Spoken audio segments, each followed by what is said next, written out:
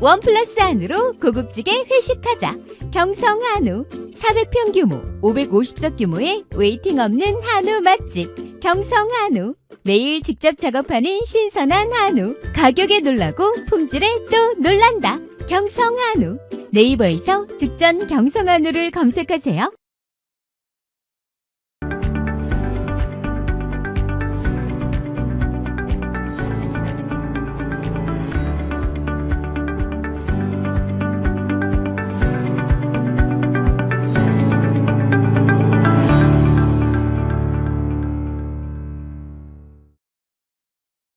보험에도 점검이 필요합니다. 요즘 경기가 어려워서 보험료 내는 것도 부담스럽죠. 보험료는 줄이고 보장은 넓게. 건강보험도 자동차 보험도 나에게 맞춤 보장. 믿을 수 있는 보험 전문가들. 믿을 수 있다 더 착한 보험. 본 광고는 손해보험 광고 심의 기준을 준수하였으며 유효기간은 심의 결과 통보일로부터 1년입니다. 안녕하십니까? 스픽스 구독자 여러분. 추석 스페셜 진행을 맡은 김진애입니다. 추석 연휴 동안에 여러분들 TV 보고 계신가요? 아니면 OTT 보고 계신가요? 밀린 드라마 보시나요? 아니면 밀린 유튜브 보고 계시나요? 오늘 추석 스페셜로 우리 레가시 미디어와 그리고 유튜브에 대해서 얘기해보는 특별한 시간을 갖도록 하겠습니다. 오늘 모신 게스트는 아주 특별한 게스트입니다. 언론학 교수님, 그리고 여러 토론 프로그램을 진행하시고 또 본인의 유튜브도 운영하고 계시는 정준희 교수님이십니다. 반갑습니다. 안녕하세요. 정준희 교수님 스픽스에 처음 나오시죠? 네, 처음입니다. 네, 오늘 처음 나오시니까 네. 처음 인사를 좀 드리셔야 되겠습니다. 먼저 예. 인사해 주십시오. 네. 스픽스 나올 기회들이 몇 번 좀 있었는데요. 네.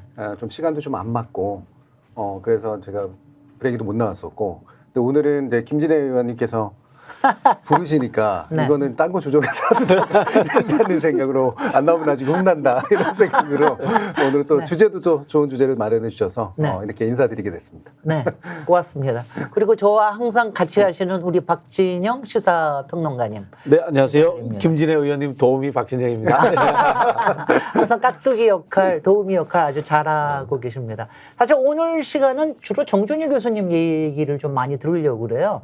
정준희 교수님이 이제 좀 이렇습니다. 제가 가지고 있는 인상은 네. 항상 너무 단정하시고 그리고 항상 정리된 이론을 얘기를 하시고 그리고 바른 정론을 얘기하시고 그래서 저분이 진짜로 생각하시는 생각은 무엇일까? 네. 이런 생각을 많이들 갖고 있어요. 그리고 조금 무섭기도 합니다. 뭐 질문하기가. 좀 무섭기도 하고 그런데 오늘은 아마 솔직하게 여러 얘기를 해 주실 것 같은데요. 아마 되게 한 부분은 우리가 얘기하는 레가시 미디어, 이른바 이제 방송이라고 하는 TV 주로죠. 얘기를 하고요. 그리고 뒤에는 새로 떠오른 뉴 미디어라고 얘기하는데 유튜브에 대해서 얘기하는데 제가 보기에는 양쪽이 다 위기인 것 같습니다. 그렇죠. 예. 네, 그래서 이 위기를 정말 어떻게 이 난국을 타개해야 되느냐 이런 부분에 대해서 얘기를 할 텐데요. 일단 첫 번째로 이 방송에 대해서 특히 최근에 보면은 뭐 TBS 무너졌지요. 예. YTN은 팔아넘겨졌지요. KBS는 지도부가 붕괴했죠. MBC가 이제 겨우 까딱까딱 살아남아 있는데 이런 공영방송의 상황을 보시면서 남다르게 감회가 남다르실 것 같습니다. 어떻게 네. 보고 계십니까? 일단 크게 한 두 가지 부분이 있는데요. 근데 공영방송은 고질적인 문제가 조금 어려운 말로 이제 정치적 후견주의라고 얘기하는 대통령이 누가 되고 어떤 정당이 집권하냐에 따라서 공영방송의 이제 지도부 사장부터 해서 이제 주요 국장들까지의 라인이 이제 싹 교체가 되는 그런 일들이 이제 반복된다라고 하는 면인데요. 이게 물론 이제 이 안에서 보면 어느 정부가 집권하냐에 따라서 사실 그 실제 성격은 조금씩 다릅니다. 예를 들어 민주당 계열의 정부가 집권할 때는 예전에 노무현 정부 때도 마찬가지였었습니다만 좀 연관이 있는 인물이 내려오려고 하니까 노조에서 반대를 해서 결국 정윤주 사장이 나중에 가게 됐잖아요. 그러니까 이분은 이제 민주당의 어떤 그 정치적인 연관성 가지고 공영방송 운영한 스타일은 아니었었어요. 태도 자체가 좀 더 진보적이거나 이런 것들이 있긴 있었지만, 근데 그 이후에 이명박 정부가 들어오면서부터 확 바뀌기 시작한 게 완벽하게 이제 자신의 라인을 이제 꽂는 이제 그런 방식으로 이제 가게 된 거죠. 이제 그렇게 되다 보니까 공영방송이 이제 고질적으로 결국에는 당시에 집권 세력이 누구냐에 따라서 공영방송에 대한 태도가 확 바뀌게 되는 이 문제를 겪고 있다라는 거고요. 두 번째로 이제 그러면 이게 무슨 문제를 낳느냐. 좀 이따도 말씀 나누시겠지만 미디어는 엄청나게 빨리 바뀌는 산업이거든요. 그럼 공영방송은 대표적인 공룡이잖아요. 공룡. 예, 레거시 미디어라고 할 때 그 레거시는 커다란 유산을 가지고 있다는 건데 이 유산이라고 하는 거는 좋은 점도 있죠. 왜냐하면 그 유산을 가지지 못한 신생 매체들이 못하는 것들을 할 수 있으니까. 근데 몸이 무겁기 때문에 시대가 바뀌는 거에 빨리빨리 정하기가 좀 어려운 측면들이 좀 있거든요. 그럼 공영방송 같은 데들은 정책이 이들을 바꿀 수 있게 도와줘야 됩니다. 근데 적절한 시기에 적절한 정책이 나와서 쓸모 있는 공영방송으로 계속 재탄생이 돼야 되는데 공영방송들은 아까 얘기했던 그냥 지도부 교체로 계속해서 혼란스러워야 되는 상태가 오다 보니 가지고 있는 유산마저 제대로 쓰지 못하는 상태가 이제 벌어지게 되면서 우리의 공공자산이 대단히 비효율적으로 쓰이는 상태. 네. 이게 반복이 됐고 결과적으로 앞으로는 실제로 이걸 재생시킬 수 있을까? 그럴 정도로 지금 위기로 보고 계신다. 그런 위기가 상당히 심각해진 상태 이렇게 생각을 하고 있습니다. 네. 그렇게 보시는 이유가 있으실 것 같아요. 지금 네. 네, 대표적인 예를 보면요. 최근에 두 차례에 걸쳐서 KBS가 일종의 정리해고 비슷한 것들을 했습니다. 명퇴 형식으로요. 그렇습니다. 예. 이게 KBS는 필요하긴 해요. 원래 인력 구조가 좀 적체되어 있기 때문에. 근데 문제는 어느 기업이든 간에 명퇴나 정리해고를 하게 되면 쓸모 있는 사람들이 나가거든요. 그렇죠. 예, 뭔가 능력이 있고 할 만한 사람들이 나갑니다. 내가 여기서는 도저히 안 되겠다 이렇게 생각해서 나가기 때문이죠. 나가도 먹고 살 수 있는 사람들. 그렇죠. 오히려 그런 분들이 이제 나가게 되고요. 그런 분들이 이제 지난번에 1차가 나갔고 이번에 2차가 나갔는데 대표로 지난번에 1차에 정세진 아나운서라든가 이번에도 이제 보면은 이제 주로 라디오 방송을 많이 했던 아나운서라든가 이런 분들이 정치적인 성향과 무관하게 그래도 KBS의 간판의 얼굴이었던 분들이거든요. 이분들이 나간다? 그럼 이거 복구할 수 있는 가능성이 없다라는 판단이 이미 작동하고 있기 때문에 이제 나가게 되는 거거든요. 네. 그러면 자산을 갖고 있지 못한 채 사실은 지금은 아마 이제 KBS의 앵커가 누구고 아나운서가 누구고 그 사람들이 잘 모를 거예요. 아무도 관심이 없죠. 네, 관심이 없죠. 옛날에는 막 거의 한 7, 80%의 사람들이 누가 어디에 있다라는 걸 알았는데. 네. 예. 근데 지금은 그런 자산이 사라지게 되면서 혹여 나중에 뭔가 좀 상황이 좋아진다고 된다고 하더라도 KBS가 예를 들면 또 MBC가 우리의 대표적인 공영방송으로서 이러이러한 인물들이 우리를 이끌어가 이렇게 느끼게 만들어주지 못하는 상태가 전개가 되고 있단 말이죠. 정책이 바뀌거나 상황이 바뀌어도 이걸 복구하기란 굉장히 어려워지고 있구나 이런 생각이 많이 듭니다. 네. 그러면은 제가 좀 질문 드리고 싶은 게요. 이른바 이제 정치적 후견, 정치 권력에 의해서 낙하산 지도부가 오는 이런 상황들이 지금 레거시 언론이 위기에 처한 가장 근본적인 원인이다 이렇게 네. 볼 수 있는가요? 예. 그러면은 안 오는 게 맞는 건가요? 그러니까 이 부분이 이제 낙하산이 말하는 말 자체가 원래 부정적인 의미를 네, 가지고 부정적인 있으니 의미죠. 네. 그거를 뭐라고 이제 좋게 해석할 수는 없습니다만 네. 특히 이제 방송은 방송 나름의 논리라는 게 있단 말이에요. 그러니까 미디어라고 하는 건 미디어를 잘하는 사람들이 지속적으로 운영을 해야 되죠.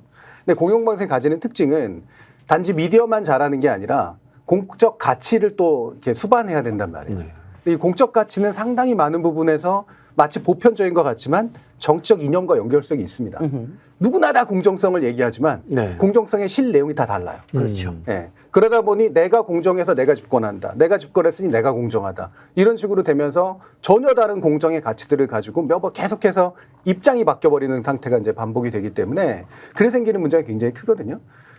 지금의 위기의 결정적인 측면들은 뭐냐면 기존의 공영방송의 이념으로서 지탱되었던 공정성의 가치라든가 이른바 객관성이라든가 사회적인 어떤 보편성이라든가 이런 것들이 껍데기만 남아있는 채 지금 시대에 맞는 보편성이 뭔지를 정의하지 못하기 때문에 나오는 현상입니다. 네. 네. 근데 이런 생각이 저는 이번 정권에 와서는 들던데 사실은 그동안에는 공영방송을 장악한다라고 하는 네. 정권마다 장악하는 것 때문에 뭐 낙하산 오는 얘기가 나왔는데 이번 정권에 와서 특별하게 보이는 건 뭐냐면요. 장악을 하려고 그러는 게 아니라 아예 자체를 파괴해 버리려고 그러는 게 아닌가 네. 이런 생각이 들 정도예요. 그러니까 YTN도 쪼개서 팔아버리죠.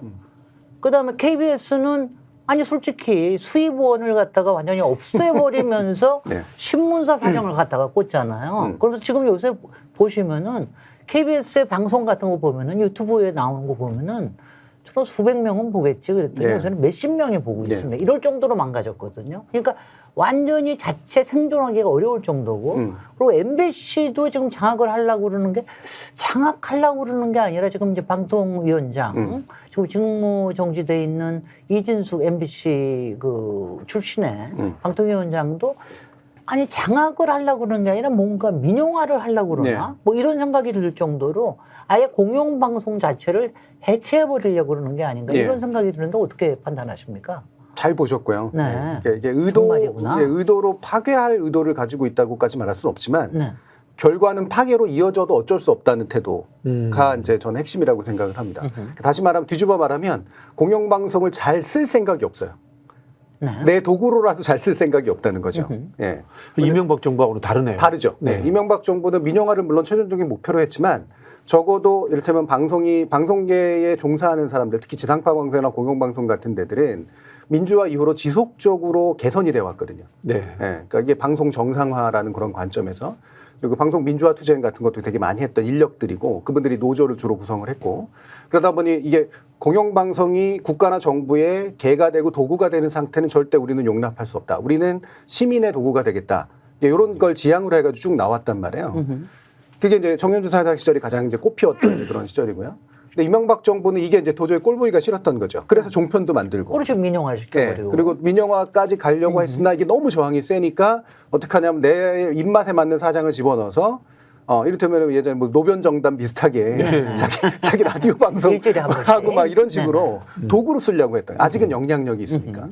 지금은 도구로 쓰려고 하는 것조차 아니에요. 대표적으로 TBS 망가뜨리는 거 보시면 네. 오세훈 시장이 도구로 쓰지도 않잖아요. 글쎄 말이죠. 예. 네. 그리고 KBS도 박민의 KBS가 됐지만 실제로 도구라기보다는 그냥 약간 편안한 파트너, 필요하면 그냥 잠깐 불러다 쓰는 그런 파트너. 이게 제대로 도구로 쓰려면 능력 있는 인물들을 가지고 뭔가 운영을 해야 되거든요. 네. 그리고 말 그대로 수신료라든가 이런 것도 좀 봐주고 뭔가 그럼요. 이렇게 체계를 바꿔주고 이래야 되는데 그 생각은 없고 일단 자리 바꿔놨으니 최소한 나한테 눈에 거슬리거나 귀에 거슬리게 안 해. 이게 목적이에요. 그러니까 두 번째로는 자리 목적이 있는데 자리는 대통령이 목적이 있다면 주변 사람들이겠죠. 네. 공영방송 이사, 공영방송 사장, 그다음에 거기에 연관되어 있는 국장이나 보도본부장 뭐 이런 식의 것들. 이 주요 포스트에 내가 가야겠다고 생각하는 사람들이 줄 서 있는 겁니다. 그러니까 빨리 밀어내라라고 위에다 자꾸 얘기를 하는 거죠. 박문진 빨리 밀어내라. KBS 이사 빨리 바꿔라. 그래야 내가 갈 자리가 생긴다. 이런 사람들이 있고 그런 사람들의 대부분이 방송을 운영할 수 있는 능력이나 자격이 없는 사람들. 네. 그렇습니다. 실제로. 네. 그렇게 되다 보니 이제는 뭐 별로 쓸모도 없고 사실 영향력도 별로 없으니까 결과적으로 이제 무시당할 거 아니에요? 네. 무시당하면 뭐 까짓 거 민영화하면 되겠지. 그때 가서. YTN이 바로 이제 그런 케이스고요. 민영화하고 나면 적어도 이들이 믿고 있는 건 내 편이 될지 안 될지 모르지만 쟤네들 편은 안 될 거야. 라고 확실하게 생각하는. 그게 종편이 보여준 거니까. 네. 적어도 저쪽 편이 되지는 않을 거야. 왜? 돈의 논리라고 하는 건 결국은 저쪽 편이 되기가 어렵거든. 이라는 어떤 경험칙 같은 거 이게 있으면서 결국 안 되면 넘겨버리면 되지. 이렇게 생각하는 거죠. 저는 이게 네. 속된 표현이 아닙니다. 멧돼지 현상 같아요. 멧돼지가 이 밭에 내려오는 것은 이 당근 몇 뿌리 캐먹으려고 내려온단 말이야. 근데 해집고 다니는 순간에 온 밭을 다 망가뜨려 버리거든요. 고구마든 감자든 그렇죠.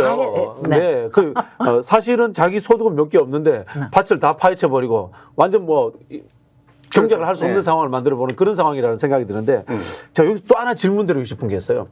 이른바 이제 진보 보수의 측면인데 진보라고 하는 분들은 보면은 물론 뭐 그분들도 낙하산이라는 권력을 업고 내려옵니다만은 생각보다 컨텐츠도 괜찮고 운영을 잘 합니다. 네. 근데 보수라고 하는 분들은 왜 이렇게 똑같이 이렇게 권력을 갖고 왔는데 하는 문화 컨텐츠라든가 방송 컨텐츠가 왜 뒤떨어져요? 이게 뭐 방송의 기미가요나 특징입니까? 틀고 말이야. 그러니까 도대체. 너무 시대에 뒤떨어진다는 아니 그리고 느낌을 센스가 받거든요. 너무 없어요. 도대체. 네, 네. 아무리 그래도. 예. 이게 이제 미국 같은 데를 보시면 그 대선이나 이런 거 할 때 보통 이제 선거 걔네는 우리하고 좀 다르게 대통령 누구 지지한다 이런 걸 밝히잖아요. 네네. 언론사들도 밝히고 막 스타들도 밝히고 얼마 전에 스위프트가 그 해리스 지지하겠다 이런 식으로 이제 얘기해서 했던 것도 있었고, 그러니까 이런 것들이 뭐냐면 문화 쪽에 종사하는 사람들이나 뭔가 미디어 산업 좀 더 뭔가가 전환이 빠른 그런 산업에 종사하는 사람들은 트렌드에 굉장히 민감하고 시류에 대해서 이제 빨리빨리 캐치해야 되는 그런 예술적 마인드 같은 것이 굉장히 중요하거든요.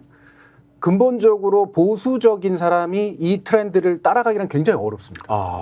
예, 그리고 그나마라도 긍정적인 보수는 전통이나 고상함, 우아함이라도 지키려고 해요. 예, 품위를 지키는 방식으로 이제 미디어 영역이나 문화 영역에서 이제 자신의 영역을 만들려고 그러거든요. 그래서 주로 미술도 순수 미술, 음악도 고전 음악, 예, 방송 같은 경우도 좀 더 엄격하고 품위 있는 어떤 것 이런 식으로 이제 하려고 한단 말이에요. 그리고 그 영역이 그나마라도 생기거든요. 근데 좀 더 자유롭고 참신하고 새로운 것들은 좀 더 리버럴하거나 좀 더 진보적인 사람들이 보통 잘하게 돼 있는 거죠. 그러니까 미국 같은 데서 할리우드라든가 아니면 뭐 이런 문화산업에 종사하는 사람은 대다수가 민주당 지지를 선언을 해요. 그게 자신들의 이해에도 맞고 실제로 가장 잘하는 어떤 정치적인 이념에 이제 바탕을 두고 있기 때문인 거죠. 그래서 트럼프 같은 경우에는 모든 언론들은 다 내 적이다 이렇게 얘기하는 이유가 이제 바로 그런 거죠. 근데 문제는 트럼프는 공화당이 보기에도 너무 품위가 없는 사람이에요. 그러니까 보수적 미디어를 하기도 되게 안 좋은. 그래서 완전히 극우 미디어를 하게 되는 이런 현상이 이제 나타나게 된 거죠. 한국 같은 경우도 사실 이런 게 굉장히 있습니다. 우리나라는 약간 조건이 다르긴 하지만 결국 민주화 이후에 미디어가 융성하게 된 이유가 결국 민주주의가 주어지고 자유가 주어지고 표현의 자유라든가 이런 것들이 이제 활발해지게 되면 좀 더 진보적 가치가 활발해지게 되면 산업이 훨씬 융성하게 돼 있어요. DJ 정부 이후로 미디어 산업이 커진 이유가 바로 그런 데 있는 거죠. 근데 우리나라 보수는 굳이 말하면 품위나 품격조차 없는 보수에 해당하기 때문에 그래서 후진 예전 과거지향적인 또는 이념을 지향하는 그러니까 건국전쟁류나 이제 자신의 방송에서 틀려고 하는 이런 식으로 가게 되는 거죠. 훨씬 더 안 좋은 형태입니다. 근데 제가 궁금한 게요, 이거예요. 최근에 계엄령에 관련된 여러 가지 이제 얘기도 있었잖아요. 근데 이제 그런 게 있을 때 가령 계엄령이 딱 떨어지고 나면은 방송 장악부터 할 거다. 그래서 거기서 컨트롤을 하고 그러려고 그러면은 사실은 방송 컨트롤을 확실하게 해놓는 게 정권으로서는 오히려 좋다. 근데 제가 굉장히 이상한 게 그냥 서울시로서 TBS 같은 거에 그렇게 무관심한 게 이유가 이상한 게 뭐냐면 가령 재난 서비스 같은 거 있잖아요. 이런 거 있을 때는 방송이 아무리 유튜버가 있고 하더라도 방송의 역할이 굉장히 크거든요. 그리고 KBS 같은 경우는 만약 정말 전쟁의 상황이 나든가 아니면 엄청난 재난의 상황이 난다 그러면은 이 인프라를 제대로 써야 되는데 적어도 국가를 운영하는 사람이면 이거의 중요성을 공영방송의 최소한의 인프라에 대한 생각을 하는 게 정상 아닌가요? 그게 정상이죠. 정상인데 왜 그걸 안 합니까? 네, 그러니까 거기에 대한 생각이 없는 거예요. 이 방송이나 미디어가 아무리 이념에 의해서도 일부 색채가 이제 좌지우지 되지만 기본적으로 보편적 가치에 근거를 두고 있는 부분이 있다. 대표적으로 재난에 대한 국민적 대응이라든가 아니면 적어도 공동 가치를 실현해야 될 부분이 있거든요. 예, 이를테면 대한민국적 정체성에 관련된 문제 또는 우리가 적어도 일본과의 관계에 있어서는 우리가 한국적 정체성을 일본과의 관계에서 뭘 유지해야 되는가라는 거 있고 이 정부 들어서 많이 드러나고 있는 게 우리가 민주화 이후에 보편적 가치라고 생각했던 것들이 다 깨지고 있잖아요. 일본과의 관계 문제, 광주에 관련된 문제, 인권위원장이 인권을 무시하는 사람이 들어오게. 이게 전형적인 예거든요. 뭐 예를 들면 이제 역사를 관장하는 사람들이 다 역사 전공자도 아니고 역사에 있어서는 비주류라고도 볼 수 없는 아주 이상한 견해를 가지고 있는 사람들이 그쪽을 담당하게 됐다든가. 이게 이제 방송하고도 연결이 되는 겁니다. 방송은 적어도 국민적 재난에 있어서만큼은 공통의 어떤 대응을 해야 되는 거고. 그렇습니다. 예. 만약에 전쟁이라든가 유사시를 대비하려고 한다면 그게 이념과는 다른 그런 문제로 대응을 해야 되잖아요. 방송이 그런 기능을 하는 건지도 모르는 거예요. 그리고 방송 정책이 솔직히 말하면 없습니다. 이 정부에는. 적어도 그들의 관점에서 보수의 관점에서 방송을 어떻게 새롭게 만들어 보겠다라는 정책조차 없는 이제 그런 상태예요. 야, 그러니까 국가를 운영하겠다는 생각이 전혀 없다는 거예요. 네. 국정에 대한 운영은 전혀 없이 자기네들 자리 그리고 당장 다음에 차기의 정권의 창출 이런 거에만 관심이 있다는 거네요. 네, 네. 야, 정말 무서워. 멧돼지 현상 맞습니다. 일단 지금의 방통위가 방송 정책을 주무하는 기관인데 이런 말 함부로 쓰면 안 되겠습니다. 제가 처참하게 작살이 나 있는 상태입니다. 네. 야, 우리 정준희 교수님 입에서 작살이라는 말이 나왔습니다. 그러니까 이렇게 얘기하시는 공무원들의 입장으로 봐도 그래요. 그러니까 원래 거기는 기본적으로 연구반이니 뭐니 해서 정책 대응을 하기 위한 3, 4년 뒤를 대응하기 위한 학술 연구부터 해가지고 뭐 연구 프로젝트 그다음에 정책 어떤 토론 이런 것들이 그래도 눈에 안 보이게 밑에서 계속 진행되어 오거든요. 그래야지 적당한 정부를 만났을 때 필요한 카드를 꺼내서 정책 대안을 가지고 운영을 하게 되는 이런 식의 일들이 벌어지게 되고 그게 모든 국가기관들이 가지고 있는 특징 아닙니까? 지금 방송통신위원회는 위원장 탄핵부터 해서 위원이 2명 가지고 결정하고 거기서 가장 시급하니까 했다는 게 박문진 이사 교체잖아요. 그렇습니다. 그거보다 훨씬 시급한 것들 많거든요. 네. 네. 근데 그것들을 정책 기능이 거의 사라져 있는 상태입니다. 네. 그러니까 우리 방송 미디어를 앞으로 어떤 식으로 운영해야 되지? 라는 데서 차라리 당신들이 생각하는 안이라도 좀 가져와 봐라. 네. 그럼 거기에 찬성을 하든 반대를 하든 수정을 하든 타협을 하든 이래야겠다라고 말을 할 수가 있는데 그것조차 없어요. 야, 이거 보니까 이거 정말 국난의 상황이네. 그런데 지금 이제 방통위 얘기가 나오셨으니까 그러는데 지금 이제 요번에 최근에 그 행정심판에서 일단은 네. 제동을 걸었습니다. 2인 체제는 이거는 이제 불법이다, 위법이다. 당분간 제동해서 본심이 끝날 때까지는 하자. 뭐 이래서 MBC는 당분간 좀 이제 구명의 상태입니까? 어떻게 된 상태인지 모르겠는데 앞으로의 전망을 어떻게 보고 계십니까? 아마 두 개 변수가 있을 텐데요. 일단은 이제 가처분은 이제 들어갔기 때문에 본안 소송이 이제 그 끝날 때까지는 현 체제가 유지가 된다가 기본적인 법적으로는 그렇습니다. 그런데 이제 뭐 이를테면 항고 이후에 이제 어떤 다른 판단이 내려질지도 좀 봐야 되고. 동시에 이제 본안 소송이 좀 길어질 가능성이 높기 때문에 그렇습니다. 그렇다면 그게 그냥 그대로까지 계속 갈 것이냐.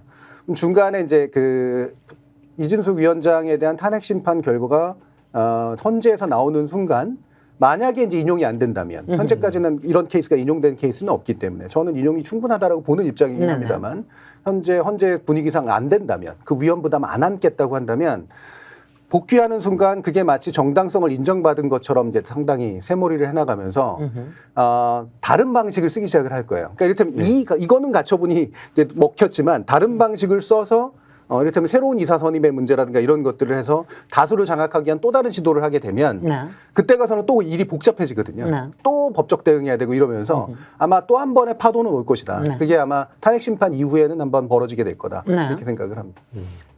그 전에 뭔가 해야 되는 거 아니에요? 그렇죠. 뭔가를 해야 되는지는 가르쳐 주세요. 저는 이번에 이제 박문진 이사든 이제 네. 사람에 대해서 한번 여쭤보고 싶은데 보니까 이제 검사 출신들도 있어요. 네. 뭐 그런 분들은 그렇다 치고 어쨌든 언론계 종사하시던 분들이 제법 들어가지 않습니까? 네. 뭐 교수님도 그렇지만은 언론계 종사를 하고 또 공부를 하면은 공공선의 문제라든가 공공성의 문제 이런 것들을 다 공부를 하지 않습니까? 근데도 불구하고 어떻게 저렇게까지 극단적으로 변할 수 있나 네. 이런 느낌을 받을 수가 있거든요. 네. 그런 분들 보실 때 이게 뭐 출세욕인지 아니면은 사실 이제 언론계 다수가 조금 이제 진보적 색채를 가지면서 가니까 그런 분들에 대한 적대감인지 네. 좀 그런 사람들이 궁금해요. 네. 이게 개별 사람들 평가하기까지는 좀 그래서 네, 전반적인 네, 그 경향만 보면 예전에는요.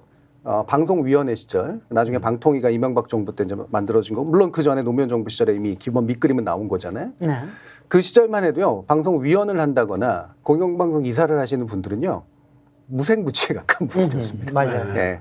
저희 이제 뭐 위에 있는 교수분들, 교수님들하면 개본적인 성향이야 뭐 좀 더 진보적인 보수적인 게 있다고 하더라도 그냥 점잖은 위치였어요. 네. 중립을 표방하고. 네. 네네네. 그래서 뭐 거기 가면은 어차피 공영방송 다 좋은 얘기해요. 공영방송은 국민을 위해서 해야 되고 뭐 공정해야 되고 좀 너무 이쪽으로 가면 좀 심하잖아. 이런 식으로 대충 타협이 일어나는 그런 분위기였거든요. 네. 근데 그게 최초로 깨진 게 이명박 정부 때입니다.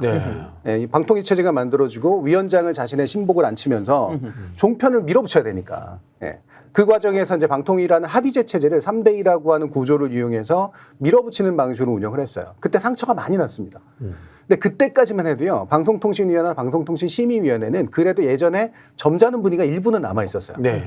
이를테면은 좀 보수적인 견해를 가진 교수님이라고 하더라도 방송통신심의위원회 위원으로 갔더니 운영되는 방식이 너무 말이 안 돼. 나는 사실 못하겠어. 나는 이거는 내가 내 학문적인 양심상 네. 솔직히 이런 식의 결정은 난 못 내리겠어. 이러면서 뛰쳐나오기도 하고 막 그랬거든요. 그러니까 어떤 일이 벌어지냐면 신복들을 앉히기 시작을 합니다. 예, 그 분야에 나름대로 그래도 보수가 됐건 진보가 됐건 좀 점잖고 학식이 있고 또 전문성이 있는 사람들을 앉혀오던 관행들이 점점 사라지면서 이름만 그 분야에 걸고 있는 이름만 언론학자고 뭐 이름만 언론계 출신이고 사실은 정치인의 다름 없으며 정치인 중에서도 약실은 질이 낮은 정치인에 가까운 사람들이 앉혀져요. 네. 예. 그들이 하는 역할은 내용하고 난 아무런 상관없이 자, 그래? 6명 필요해? 6명 몰고 가. 누구 잘라야 돼? 그래, 잘라. 이런 식의 전략적 행위를 하는 식으로 완전히 바뀌어버리죠. 야. 그러면 소수파도 역시 바뀌거든요. 네. 소수파는 할 수 있는 방법이 언제나 하면 그냥 저항해야죠. 못하겠다. 저항이죠. 그러면서 계속 피켓 들고 네. 있고. 그러니까 굉장히 극단적인 대립들이 이 안에서 이제 벌어지게 되면서 아무런 타협이 없어지는 공간이 이제 돼버립니다. 그러니까 점점 어느 쪽이 됐건 간에 솔직히 말하면 전투성이 강한 사람, 그리고 그나마라도 이게 또 양쪽에서 약간씩은 차이겠습니다만 제가 다 얘기는 하지 않겠는데, 저쪽에서 이제 오시는 분들, 특히 이제 보수학 계열의 정당에서 집권하시는 분들은 말 그대로 자리 욕심만 있는 분들만 와요. 아, 그리고 다음 자리를 가기 위해선 여기서 눈에 들어야 돼. 누군지 압니다. 눈에들은 잘 싸워야 되네. 잘 써야 되죠. 방통위에 있다가 국회의원 했다가 그렇죠. 방통위에 있다가 그다음에 무슨 재단 이사장 갔다가 이런 네. 사람들. 뻔하게. 그게 자기 직업인 사람들. 이준석 위원장님도 대구에 곧 출마한다는 소문이 파다합니다. 그래요? 네, 네. 그러니까 대체로는 저희 분야에서는 그래도 이게 사실 뭐 모든 전공 분야마다 나름대로 국가기구의 일부하고 연관성들이 있잖아요. 저희는 방송통신위원회, 방통심의위원회, 언론중재위원회, 그리고 언론재단 이런 식의 이제 공공기관들이 이제 있는 거죠. 여기에 자리가 기껏해야 뭐 전체 합쳐봤자 한 30개 뭐 이 정도 되는 거예요. 네. 그럼 그 중에서 보면 아 저분이 저 정도 나이가 되고 학계에서도 뭐 이렇게 했고 언론계에서 이렇게 했으면 그래 뭐 저쯤 되면 저기 갈만하지 하면서 나름 그래도 형성되는 네. 분위기라는 게 있었거든요. 지금 예상할 수 없는 사람들이 많아요. 야, 그리고 그분들이 거기서 끝나려고 하지 않아요. 네. 다음에 갈 데가 꼭 있어. 네. 지금 직무정지돼 있는 이준석 예. 위원장의 향배에 대해서도 온갖 시나리오가 다 있더군요. 네. 어디에 사장, 네. 어디에 국회의원, 어디에 저기 단체장, 뭐 별의별 얘기가 다 있더군요.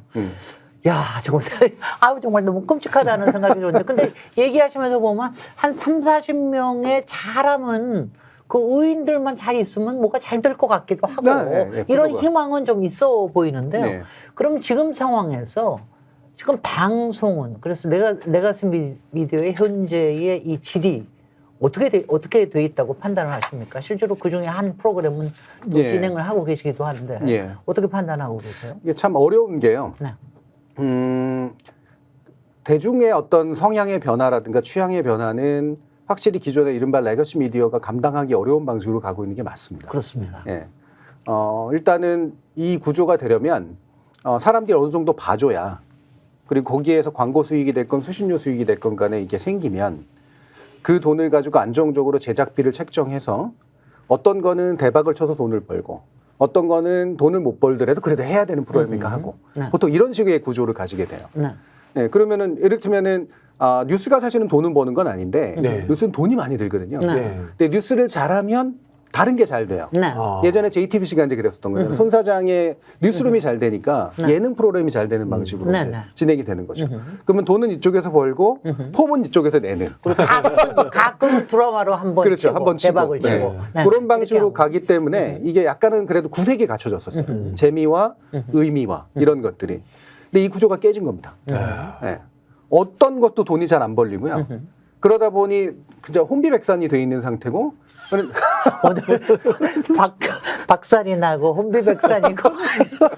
혼비백산인 네. 게 뭘 해야 좋을지 모르는 거예요. 옛날에는 방송의 문법이라는 게 있었는데 네, 네, 네. 지금은 그 문법이 안 통하니까. 이를테면 드라마에서 한 20, 30% 해가지고 돈을 좀 벌면 나머지는 이러이러한 교양 프로그램을 통해 가지고 의미 있게 좀 하자라는 어떤 예산의 책정의 방식들이 있었는데 드라마도 못 하게 된 거예요. 그래서 대부분 네. 지상파도 이제 드라마도 잘 드라마 안 못하잖아요. 합니다. 돈만 쓰지 돈을 벌지 못하니까. 네.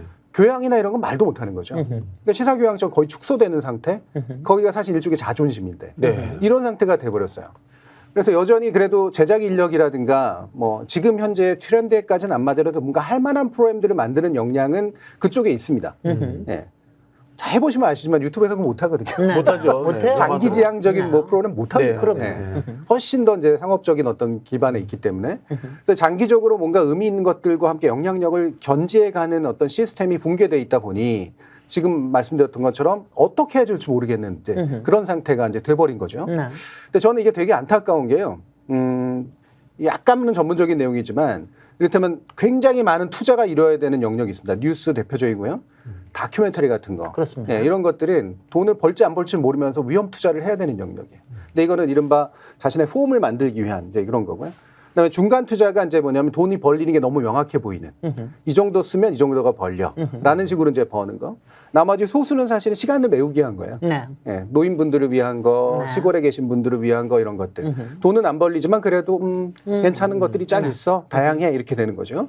그러면 이 세 가지 구조 중에 첫 번째 구조가 깨졌잖아요. 돈을 많이 들이는데도 할 수 없어요. 네. 왜냐하면 중간에서 벌어주질 못하니까.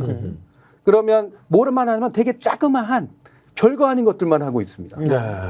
예, 이를테면은 이제 저쪽 종편에서 이제 트로트 가지고 해티를 치니까 네.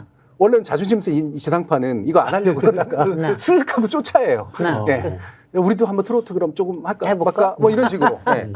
그러니까 이렇게 되면 어떠냐면 트렌드를 전혀 주도하지 못한 채 남들이 해놓은 거를 그냥 쫓아하는 그런 정도의 방식으로 가게 됩니다. 네. 결국 이 방식에서는 더 이상의 창의성이 안 나옵니다. 네. 결국은 돈도 안 벌려, 폼도 안 나, 창의성도 없어. 그렇게 되다 보니 이게 사람들의 외면을 받을 수밖에 없는 상태. 이게 지금 이렇게 지속되고 있는 거죠. 네. 교수님 진행하시는 토론 프로에 대해서도 제가 한번 여쭤보고 싶은데요. 한 번씩 참 힘드시다 이런 느낌을 받았는데 과거에 이제 우리가 토론 프로그램을 보면은 이제 의견이 다른 분들이 와서 토론을 해서 합의점도 찾아가고 이런 느낌이 들었는데 요즘은 이게 상대를 제압하기 위한 뭐라고 합니까? 완전 디베이트 방식만 자리 잡은 것 같아요. 네. 그리고 이제 진행하시는 분은 더 힘드실 거 아니에요? 네. 이것도 하나의 뭐 트렌드가요? 어떻게 보면? 그게 여러 가지 이유가 좀 있는데요. 네. 토론이 사람들이 이제 별로 재미없어 해진 면도 좀 있고, 네네.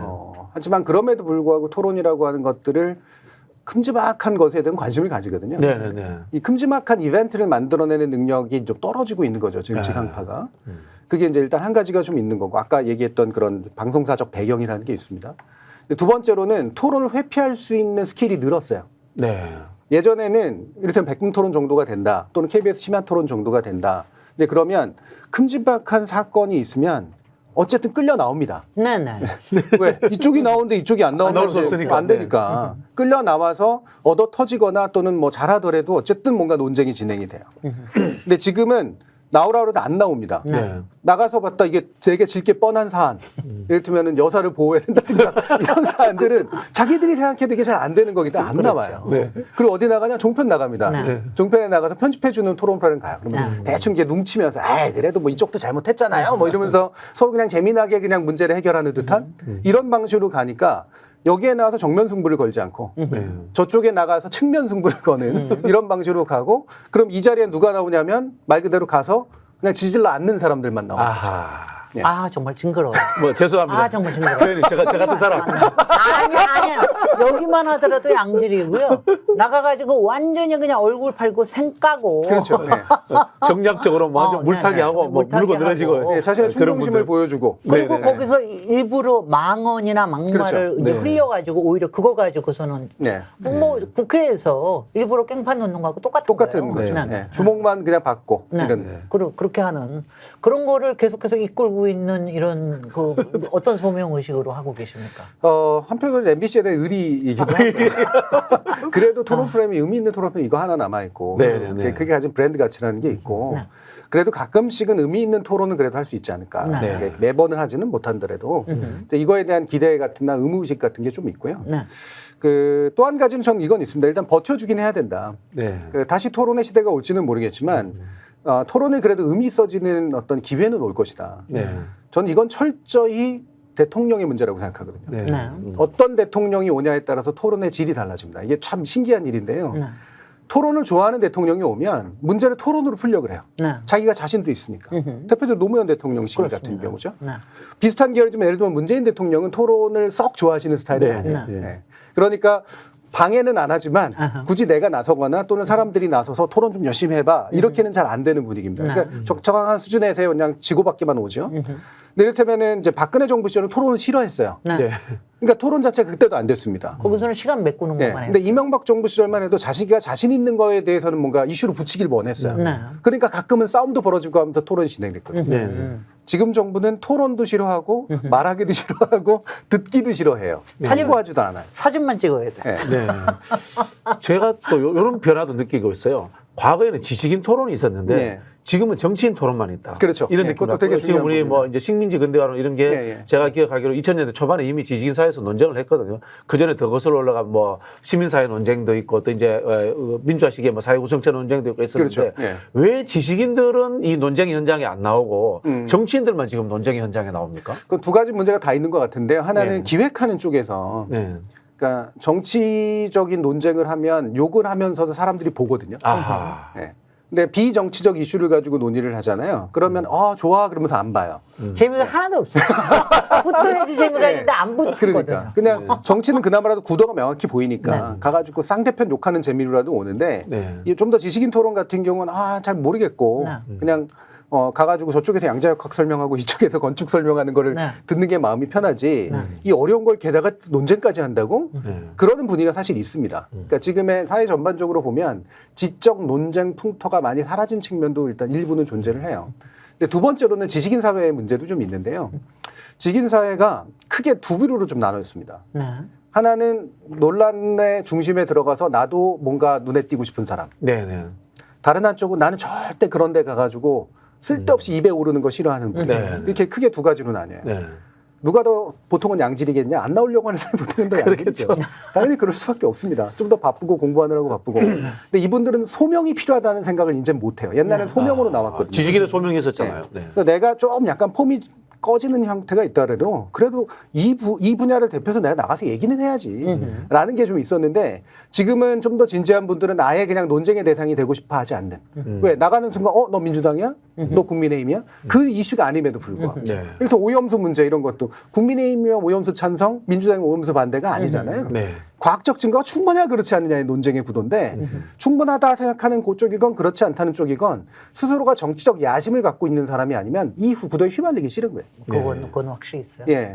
이거 나가는 순간 찍혀버리는 측면도 사실 있고 그러면 프로젝트에 대해 영향을 미치기도 하고 연구과제에 영향을 네, 미치기도 네. 하고 주변에서 괜히 쓸데없는 소리 좀 듣고 뭐 김 교수 뭐 괜찮은데 사람인 줄 알았더니 왜 야심 있었네 뭐 이런 식의 얘기 나오고 그러고 보면 사이버 레카의 대상도 돼요. 되죠. 여기 그렇죠. 여기 네. 예. 그리고 실상 그분들은 뭐 또 얘기하고. 심약하시기 때문에 그 못 견디거든요. 예. 안 나오기를 선택을 해버리는. 야, 그런 그러니까 상태. 오늘 지금 심리학하지 보니까 않은 부분. 정준희 교수님이 얼마나 멘탈이 강한지를 아니 근데 솔직히는 조금 그렇긴 해요. 왜냐하면 네. 처음에 제가 정준희 교수를 몇 년 전에 봤을 때는 조금 뭐라 그럴까 멘탈이 그렇게 강한 분이라고 생각하지는 않았거든요. 네. 근데 실제로 몇 년을 거쳐가면서 굉장히 근데 제가 놀라운 건 보면은 어느 쪽을 택하지 않으면서도 멘탈이 강한 걸 보이는 그 비결이 사실 굉장히 신기하긴 합니다. 평소에. 무슨 비결이 있으십니까? 이게 뭐 비결이라고까지 하긴 좀 그렇고요. 뭐 좋게 봐주신 거고. 예. 근데 저 같은 경우에는 이제 크게 한 두 가지 측면인데 하나는 제가 확신을 가지고 있는 거랑 확신을 가지고 있지 않은 것에 대한 구별이 좀 명확한 편입니다. 예. 그 확신을 가지고 있지 않은데 내가 어느 입장에 서야만 하기 때문에 확신을 만들어내는 스타일은 아니에요. 네. 예. 제가 이제 확신을 가져야 말을 하는 이제 그런 쪽인 거고 확신을 했다고 하더라도 틀릴 경우가 있잖아요. 예, 근데 그 틀린 거를 인정하거나 틀린 거를 교정하는데 제가 좀 주저하지는 않은 편이거든요. 그러니까 말을 할 때 이게 틀릴까봐 말을 못하지는 않고 네. 적어도 이 정도까지는 나는 건 말을 해야 되는 문제라고 생각하니까 말을 하고 만약에 내가 틀렸거나 교정해야 되면 나중에 하면 된다고 생각하는 이제 입장이에요. 예, 그러면 누군가는 말을 바꿨다 그럴 수도 있고 또는 너 이쪽인 줄 알았더니 저쪽이었어 이런 식의 얘기를 듣는 경우도 있는데 다행히 제가 그런 걸 견제한다는 거를 믿고 좋아하시는 분들이 저는 있다고 생각을 네. 하고 그게 보이거든요. 그러면 그분들과의 지금까지 쌓아왔던 인연과 신뢰관계라고 한다면 적어도 제가 옳다고 생각하는 걸 말하고 옳다고 생각했으나 그게 아니다고 생각하는 것들을 교정하는 식으로 나간다면 나는 충분히 의미가 있는 일을 한 거다. 이렇게 생각을 하기 때문에 그게 가능하지 않은가. 근데 정준희 교수님 막 욕하는 걸 제가 못 들어봤어. 그렇죠. 어떻게? 네네네. 보수 쪽에서도 별로 요구 안 해요. 근데 실제로 피하기는 하시죠. 네? 저쪽에서는 조금 피하기는 하시진 않아요. 혹시 예. 사회를 보거나 할 때 예. 정준희 교수가 뭐 하면은 별로 안 좋다 이런 거는 좀 있습니까? 이게 두 가지 정도가 있긴 있는데 하나는 이제 보면은 그래도 저 사람이 하면 그래 나가서 내가 할 얘기들은 할 수 있어. 네. 라고 느끼는 분들이 좀 계세요. 네. 성향하고 상관없이. 근데 또 한쪽에서는 저기 나가면 제가 그냥 놔두지는 않아. 호락호락하게 지나가진 않아. 근데 이거를 뭐로 포장하냐면 이제 편향으로 포장을 해버리죠. 네. 근데 언중유골이 있긴 하죠. 오늘 근데 진짜 언중육을 제대로 제가 맛봤고요. 이건 제가 재미삼아 마지막 제 질문인 것 같은데 네. 토론 진행자로서 유시민 장관, 홍준표 시장, 뭐 전원책 변호사 네. 이런 분들의 토론의 재미는 좀 있습니까? 진행해 보면?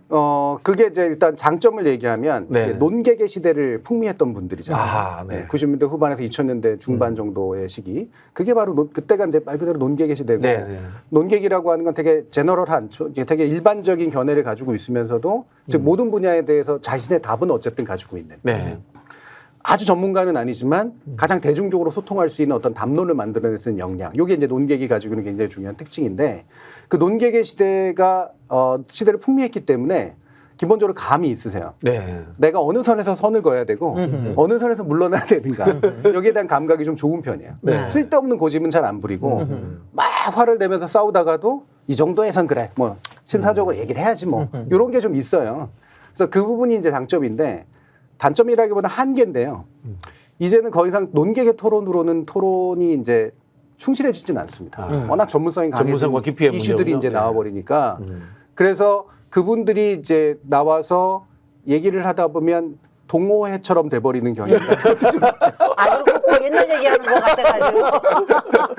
아니 그런 게 그 세 있습니다. 분의 네. 저기 돌아가신 노회찬 의원까지 계시면 예, 예. 진짜 한 번씩 볼만한 동호회 같은 이런 느낌 들어요. 예, 가끔씩은 큰 주제로 그런 토론은 하는 게 좋다 이런 생각이 들고요. 제가 MBC 1000회 100분 토론 1000회 특집은 그래서 그런 식으로 이제 운영했던 거거든요. 그 논객들이 어떤 토론들을 했었든가 네. 이런 부분을. 아니 역으로 근데 이런 좀 질문도 될 수 있잖아요. 그런 분들과 같은 새로운 논객들 스타들이 만들어지지 못하고 있다. 네. 역설적으로 그런 면도 좀 그런 있죠. 것도 있죠. 예, 예. 그런데 이제 그러면 레가시 미디어가 그렇게 이제 위기 상황에 빠져 있는데 또 한편에서는 이제 뉴 미디어라고 유튜브에 시대가 열렸다. 유튜브가 특히 뭐 개인의 미디어가 될 만큼 뭐 민주주의의 뭐 꽃이 피운다 이런 얘기까지 다 있다가 최근에 와서 보면은 사실 유튜버도 사실은 위기로 넘어가고 있는 게 아닌가 이런 예. 이런 거를 보는데 어떻게 보고 계세요? 유튜브에 우리 이제 뉴 미디어인 유튜브로 한번 넘어가서 지금 이거는 지금 다 유튜브로 보십니다. 그리고 네. 가령 스픽스 우리가 보고 있는 스픽스도 이거 시작한 지 한 1년 됐다고 그래요. 1년 네. 동안에 굉장히 투자를 해가지고 왔지만 요새 이제 그 유튜브가요, 솔직히는 이렇습니다. 그러니까 여러 종류의 유튜브가 있는데 그 중에서 이제 시사 유튜브, 그 정치 유튜브는 보면은 지난 총선 때까지가 이제 조금 그래서 꽃을 피웠어요. 대선부터 해서 꽃을 피우다가 지금은 이제 굉장히 이걸 어떻게 해야 되지? 지금은 이제 일단은 레드오션이 되기도 네, 했고요. 굉장히 지금 위기 상황을 맞고 있거든요. 지금 유튜브는 어떻게 보고 계십니까? 제가 이런 얘기하면 약간 민망하지만 저는 유튜브 초기부터 제가 예언을 했거든요. 네. 네. 네. 그러니까 지금은 이제 막 꽃피고 있는 시점이니 네. 마치 이게 대안의 어떤 영역. 그래서 기존의 기성 매체들을 대신해서 우리는 여기서 뭐 할 수 있어. 이게 망하더라도 이게 있잖아. 이런 식의 생각을 하시는 분들이 많았는데 이거는 반드시 어디선가 한계가 온다. 그렇습니다. 왜 한계가 오냐? 이건 모든 매체의 속성이다. 모든 매체의 파도는 당연히 여기서 올라가면 여기서 떨어지게 되는 일들이 오기 때문에 이 사이클을 탈 수밖에 없다. 네. 이게 한 가지고요. 또 한 가지는 결정적으로 문제가 뭐냐면 수익 구조입니다. 네. 네. 네. 유튜브의 수익 구조는 기본적으로 유튜브가 대부분을 가져가고 나머지를 나눠 먹는 구조가 네. 될 수밖에 없습니다. 네. 이런 구조는 기본적으로 크리에이터, 창작자들이 보상받지 못하는 구조예요. 네. 기존의 방송사나 신문사는요, 우리가 아무리 우습게 보더라도요, 그거를 만드는 사람들이 수익을 가져가서 재투자할 수 있는 구조가 있었습니다. 네. 근데 유튜브는 이미 만든 것 중에 절반은 그쪽에서 떼어가고, 나머지 절반 가지고 그것도 쪼개서 조그만 유튜버들끼리 나눠서 그걸 자기의 방식으로 재투자를 하는 이런 건데, 이거는 절대 큰 프로젝트를 만들지 못하고 네. 네. 예전에 지상파나 이런 데들이 가지고 있던 것처럼 아까 얘기했던 3분할 구조잖아요. 고투자, 중투자, 저투자를 하면서 나름대로 포트폴리오를 만들 수 있는 기본적인 토대가 안 된. 네. 이 구조로는. 네. 이거는 사실 정해져 있었던 문제예요. 네. 근데 다만 지금까지 우리가 이거를 잘 못 봤던 이유가 뭐냐면 아직은 성장하고 있으니까. 그렇습니다. 이 성장의 새가 있으면 다음의 성장은 이거 이상으로 가능해지지 않을까? 그리고 몇 개를 통합하거나 몇 개를 큰 사이즈로 만들어내면 아마 이제는 기성 매체를 위협할 정도의 뭔가가 만들어지지 않을까? 근데 이건 착각이에요. 네. 그렇게 사이즈가 나올 수가 없는 거 기본적인 구조입니다. 그래서 지금 이게 빚어지고 있는 거죠. 네. 전형적으로 이제 빚어지고 있는 그런 상태고 이거는 이 구조를 깨지 않는 한 사실은 극복하기 어렵습니다. 네. 아니 그렇게 한계를 명확하게 얘기해 주시니까 오히려 마음이 편안한 거는 있어요. 네. 왜냐하면 하도 저는 한쪽에서 유튜브가 뭐 앞으로 뭐 엄청나게 밝다, 시장이 넓어질 수 있다, 그리고 뭐 수익으로 하면 몇십억까지도 갈 수 있다. 하도 이런 얘기를 오히려 일부러 막 키우는 게 이거 도대체 누가 이걸 공작을 하는 거지? 저는 이게 항상 좀 의심스러웠거든요. 유튜브 본사에서 공작하지 않을까요? 유튜브 자기들 본사에서 수익을 공작을 높이기 하는 위해서. 것 같아요. 네. 아니 게다가 솔직히는 이제 레거시 미디어가 망하니까 네. 솔직히 이제 시사하고 정치 쪽은 그쪽에서 굉장히들 많이 나오셔가지고 또 새로운 채널들을 굉장히 많이 만드셨어요. 네. 그러니까 이제 더군다나 레드 오션이 되기도 한 것도 있죠. 최근에 보면은 굉장히 스피커들이 많아지고 다양해졌음에도 불구하고 조금 또 한계가 있어 보이기도 합니다. 어떻게 보고 계세요? 유튜브 보통 일단 이것부터 좀 여쭤보죠. 네. 평소에 유튜브 보세요? 시사 유튜버나 정치 유튜버 보세요? 예, 저는 이제 원래 그렇게 유튜브를 많이 보던 사람은 물론 아니고요. 제가 이제 하게 되긴 했지만 이제 유튜브를 나중 가서 배운 거죠. 제가 KBS에서 저널리즘 토크쇼 제2를 하면서 전형적인 이제 지상파 공영방송에서 할 수 있는 프로그램, 신규 미디어에 대한 감각을 살리기 굉장히 노력하는 제작진이었었어요. 네. 그러니까 우리가 아무리 공영방송을 점잖은 척하면서 TV 안에만 머물러 있을 게 아니라 유튜브를 통해서 소통도 해야 된다. 그래서 유튜브 클립도 만들고 유튜브를 통한 라이브도 하고 그래서 거기가 이제 쌍방향성이 있는 걸 보면서 책임도 좀 지고. 왜냐면 지상파 모르거든요. 어떤 반응이 오는지 모르는데 유튜브 보면은 욕도 나오고 칭찬도 나오고 그러니까 아 이게 우리가 교통하는 방법이 바로 이거 있구나. 네. 근데 저도 거기서 배운 거죠. 사실은 유튜브에 대해서 별로 안 좋은 시각을 가지고 있다가 장점을 보게 된 게 이제 그 시점입니다. 한 5년 전 이제 시점이고요. 그 뒤로는 계속해서 장점들이 늘어나는 시기긴 했었어요. 네. 가장 중요한 장점은 적어도 시청자들과 함께 내가 만드는 것에 대한 책임을 지속적으로 해나갈 수 있다. 그리고 설명할 수 있다. 내가 왜 이런 걸 하는지. 그리고 그들이 오는 불만 중에 안 좋은 이상한 불만도 많고 다 감당은 못하겠지만 적어도 이 흐름상으로 뭐는 우리가 바뀌어야지만 가능하다. 이런 것들을 하는 데는 굉장히 큰 도움이 됐거든요. 그래서 저도 이제 유튜브를 몇몇 이렇게 중요한 흐름을 가지고 있는 것들은 보게 되는 거죠. 네, 네. 이를테면은 막 유튜브 중에서 시사 유튜버 같은 경우도 다양한 종류들이 있는데 네. 스픽스 같은 경우는 좀 더 전통적인 매체에 가까운 형식으로 유튜브를 운영하려고 하는 좀 그런 것 같아요. 예, 이런 쪽에 좀 가깝죠. 좀 보수적이에요. 뭐 뉴스공장에 이제 그 저기 TBS 시험했던 거 그냥 이제 바깥으로 가져 나온 거기도 사실 좀 더 전통에 가까운 전통적이죠. 네. 그런 거고요. 네. 뭐 이제 자주 나오시는 그런 식의 몇 가지 채널들은 아예 유튜버로 시작해가지고 네, 네. 강한 정파성 내지 정치적 견해. 여기서 정파성이 나쁘다는 의미가 아니라 오히려 주저하지 말고 네. 밝힌 건 밝히자라고 하면서 나오는 것들 이런 게 이제 가진 여기선 이런 장점이 있구나 여기는 이런 보조적 장치로서 장점이 있구나 이런 것들을 보게 되고요. 심지어는 뭐 최저천 교수가 하시는 거라든가 아니면 이제 왜 아이들이 보는 것 중에 사물궁이라 해가지고 애니메이션 같은 걸 이용해서 지식을 전달하는 포맷이라든가 또는 외국에서 보면은 뭐 거의 막 1조 단위의 어떤 그 수익을 가져가는 이상한 것들 많더라고요. 예, 이런 식의 이래들이 영국 남자. 예, 어떻게 해서 이런 것들이 가능할까 이런 것들을 제가 주로 체크를 하면서 보고요. 네. 어느 하나를 막 열심히 보진 않지만 이렇게 비즈니스 모델을 열심히 궁리하시는군요. 예, 트렌드를 보는 관점에서는 유튜브를 보고 있죠. 네.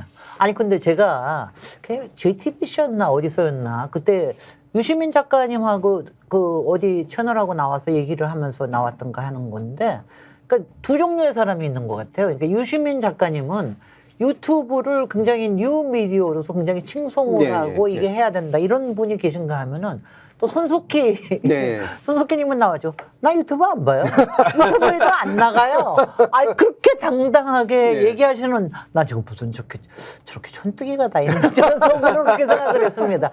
아니 저러실 수가 있나. 아무리 그래도 적어도 정준희 교수님은 이게 쌍방향으로 이루어질 수 있다는 가능성 그리고 새로운 정보를 유통할 수 있는 새로운 구조 그리고 비즈니스 모델로서 새로운 게 이런 게 있다는 가능성을 이렇게 탐구를 하고 계시는데 손석희님 같은 좀 이렇게 너무 구태의연한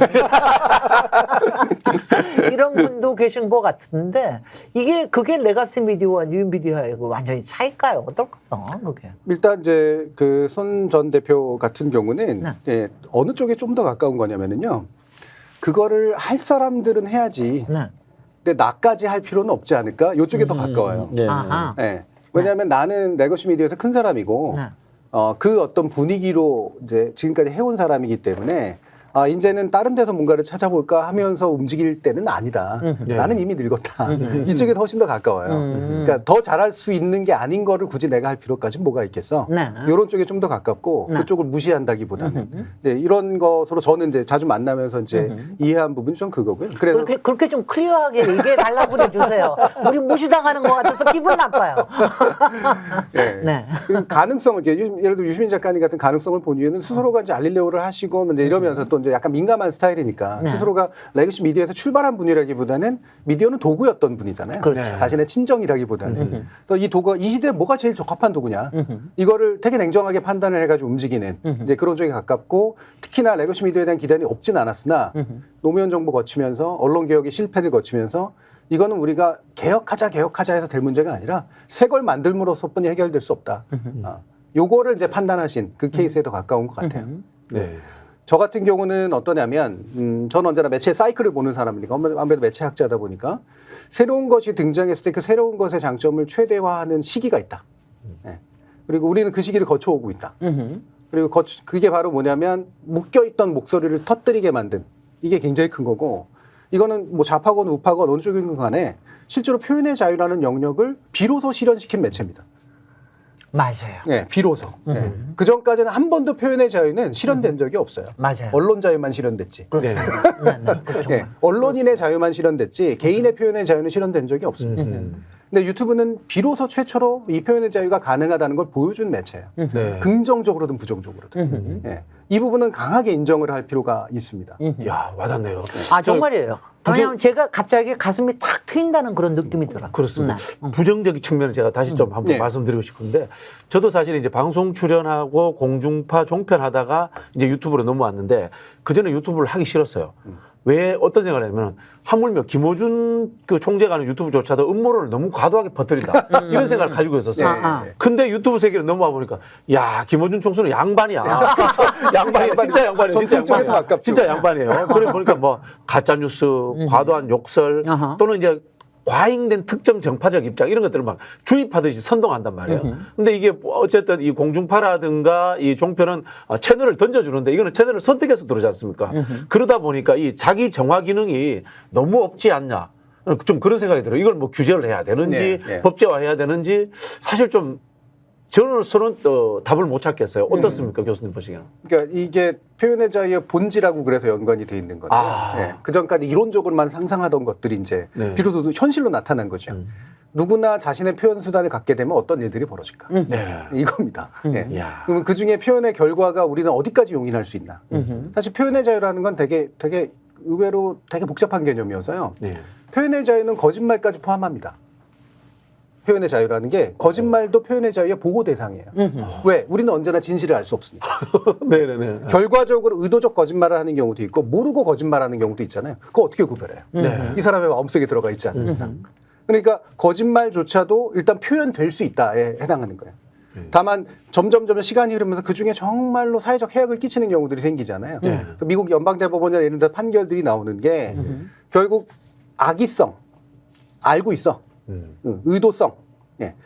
의도를 가지고 누군가를 해할 목적으로 거짓을 통해서 뭔가 유포 시켰을 때 실제로 사회적 피해가 일어난다. 네. 그러면 그때는 표현의 자유에 이제는 용인되지 않는 수준까지 넘어가게 됩니다. 네. 요 선이 있는 거예요. 그래서 actual malice라 해서 실효적 악이라고 부르는 네. 그게 있습니다.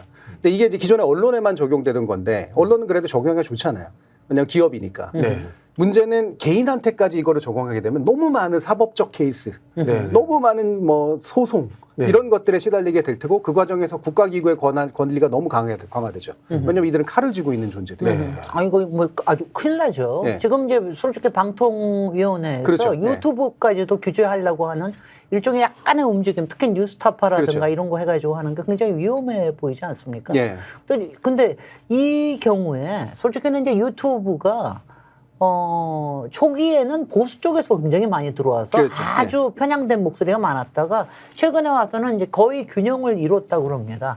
근데 이제 유튜브 최근에 나온 책이 유튜브 제국이라는 책 혹시 네. 보셨는지 네. 모르겠지만 거기서도 보면은 유튜브가 솔직히는 가장 그 표현의 자유를 얘기를 하면서도 가장 고민했던 게 이거를 어디까지 허용해야 되느냐. 자기네들이 어디까지 그러니까 이른바 노딱. 네. 노딱을 어디까지 붙여야만 하느냐. 이거 네. 가지고 굉장히 고민을 하더라고요. 근데 네. 어떻게 보세요? 이게 어디까지로 나갈까요? 이 부분에서 우리가 그래서 그 다음에 이제 고려해야 되는 영역이 표현의 자유라고 하는 것을 기존의 언론 자유를 해결하는 방법은 우리나라는 해결도 잘 안 됐습니다만 언론은 상대적으로 소수니까 자기들끼리 물 관리를 할 수 있다. 네. 이거예요. 이른바 자율 규제죠. 네. 네. 네. 자기들끼리 스탠다드라고 부르는 편집 기준 같은 걸 만들어서 정통적인 어떤 언론인들이 기본적으로 야 이건 좀 너무하잖아. 이거는 그래도 우리가 또 논쟁의 소지가 있지 하면서 스스로가 자율적으로 그 기준들을 유지해 나가는 시스템. 이게 이제 가장 이상적인 시스템으로 이제 얘기가 된 겁니다. 우리나라는 이게 사실 잘 작동을 하진 않았지만 외국 같은 경우는 비교적 그래도 이게 잘 작동하면서 언론 자유를 질식시키지 않고 질 관리를 하는 방식으로 어느 정도는 됐어요. 근데 이 시스템을 그대로 일로 가져올 수 있을까? 네. 안 되죠. 네. 네, 안 되죠. 네, 왜냐하면 개개인들이 다 모여가지고 이걸 할 수도 없고 자유규제 형태로 대부분 또 기업이 중간에 매개게 돼 있죠. 네네네. 오히려 기업은 더 단순해졌어요. 유튜브 같은 데로. 네. 그러니까 다른 기업들이 여러 개가 있어서 움직이는 게 아니라 한 기업이 실제로 강한 힘을 갖게 되면 이건 국가 이상의 규제력을 갖거든요. 네네. 그래서 규제의 힘을 그 기업한테 주면 또 안 돼. 자유규제라는 이름으로. 노딱도 사실 그래서 문제가 되는 거잖아요. 그러면 이걸 거버넌스라고 부르는 형태. 과연 이용자들, 그다음에 크리에이터들, 그리고 플랫폼 사업자들, 그리고 정부나 이런 또는 정치권 이런 데들이 각자의 관점에서 이 표현의 자유 영역이 어느 정도 수준에서 규율돼야 되는가라고 하는 것을 논의하는 틀이 만들어져야 됩니다. 네. 예. 그리고 이건 국제적인 틀이어야 돼요. 네. 유튜브라고 하는 건 절대로 개인 어떤 그 한 국가에 한정된 게 아니기 때문에 이게 국제적 거버넌스 형태로 이 문제를 해결하지 않으면 사실은 굉장히 큰 위험들이 이제 지금 도사리고 있는. 그래서 저는 급하게 움직이는 건 더 안 좋은 거라고 생각합니다. 네. 예, 급하게 움직이면 보통 체하거든요. 예. 그리고 급하게 움직이면 보통 누군가한테 칼을 쥐어주게 돼요. 구글한테 칼 쥐어주기 싫습니다. 예, 그거 훨씬 정말 더 구글 위험합니다. 정부라는 게 훨씬 더 위험해지는 거거든요. 예. 지금 이 정부 들어서서 나오는 의심 중에 하나가 유튜브에 대해서 우리 정부가 어떤 영향력을 행사하고 있다. 정파적 입장에서 그런 의심들이 나오기도 하거든요. 그래서 제가 오늘도 이제 의원들을 만나고 왔는데 국회에서 유튜브 관련돼 가지고 어떤 규제라든가 다양한 방안들에 대해서 강구해 보자 이런 이야기가 나오고 있긴 합니다. 네. 근데 여기서 좀 넘어서 가지고 교수님한테 드리고 싶은 질문이 그러면 이른바 이 플랫폼 문제에서 한국형 유튜버가 나올 가능성 이런 거는 불가능한가요? 그거는 제가 단언컨대 불가능합니다. 그거는 그리고 저는 그런 거 안 나왔으면 좋겠어요. 정말. 그러면 더 문제가 된다고 이미 있었거든요. 생각을 아프리카 해요. TV. 아프리카 TV가 있었죠. 예, 네. 이미 먼저 만든 거고 먼저 사실 지금도 잘하고 있습니다. 네. 문제는 특정 종류의 컨텐츠만 있다는 게 이제 주로 게임이나 뭐 이런 저 풍산도 예, 그런데 뭐냐면은 그게 유튜브 시대로 넘어오게 된 중요한 이유가 뭐냐면 사이즈가 커지지 않으면 해결이 안 돼요. 네. 한 국가적 글로벌 해야 서비스로는 되는구나. 감당이 안 돼요. 네네. 그리고 그게 엄청나게 많은 서버를 필요로 하고 이 데이터 센터 같은 것들이 갖춰져야지만 이 서비스가 이제 가능하거든요. 예전에 그 우리가 KBS나 이런 것들 보시면 정파 1초에서 5초만 돼도 막 난리 나가지고 네네네. 엄청 막 이른바 조인트가 까이고 막 이런 식의 일들. 옛날엔 정말 힘들었죠, 이제 그런 게. 지금은 예를 들면 유튜브는 아직까지 그러진 않잖아요. 근데 카카오톡이 한 1시간 먹통됐을 때 어떤 사태가 났는가.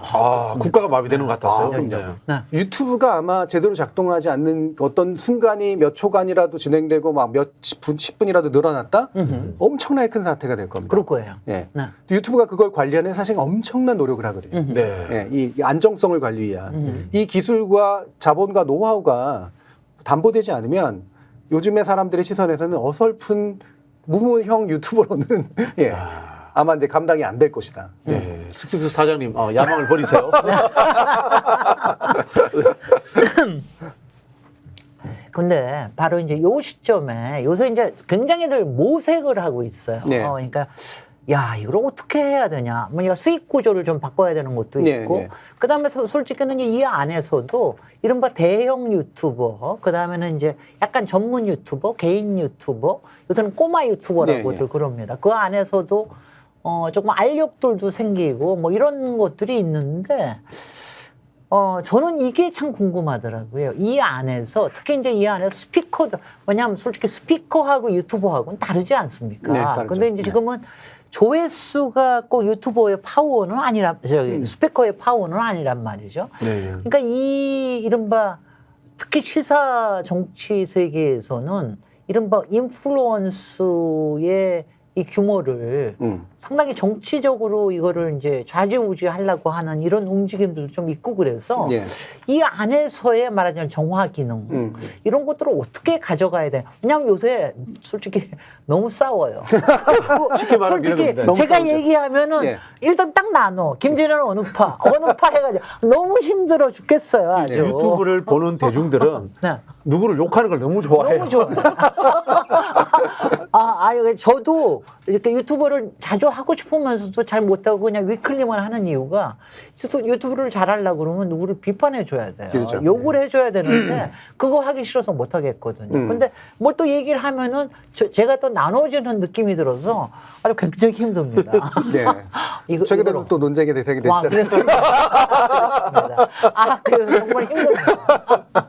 네. 예, 힘드시죠. 근데 네. 이게 일단은 현실을 좀 파악할 필요가 있는데요. 네.